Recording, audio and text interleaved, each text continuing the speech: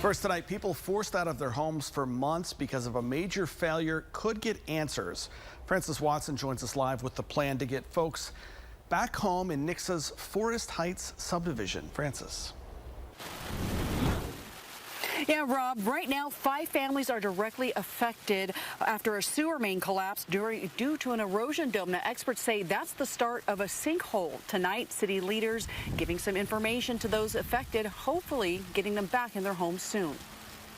Everything was going smooth up until about a month and a half ago. Ian O'Malley bought a home in Nixa's Forest Heights subdivision, but soon after moving in, he and his family had to move out after losing water and sewer service. Currently living in an apartment, thought that things were going smooth, and now we are balancing 2 home options, trying to figure out where to move my wife and a little one soon to be. This is just natural forces at work. Home builder Tyler Bussell says the start of a sinkhole is to blame for a major plumbing system failure. When the engineers went out there and they did their testing, it came back as a graveling erosion dome, and the cause is inconclusive. City-owned sewer line fell, dropped, and became compromised.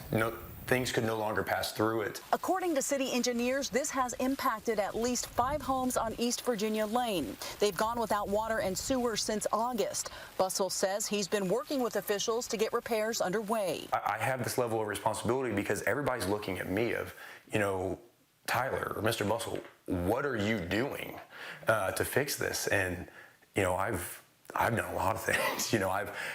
We've hired, we have multiple attorneys, we have civil engineers looking at the pump data, running calculations. I've had multiple meetings with the city, multiple requests. Monday night, city leaders presented their timeline for repairs that are already underway. It's broken into 3 phases, starting with plugging the underground cavity with concrete and stabilizing the shifting ground. The first phase is done, but the city wants to see how the next step is done before giving families a date when they can expect to move back into their homes. I've talked with all of our homeowners and buyers in Forest Heights, and and even with the city at this point, I feel we're on the same page. Is that this is not something that we did, and it's not something the city did. It's not something my contractor did.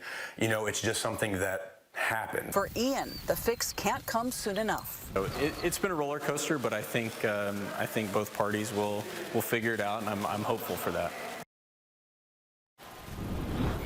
A representative for the city said no one was available for comment. The total cost of repairs is estimated to come in at just under $500,000. Reporting live in Nixa, I'm Francis Watson. Rob, back to you. Francis.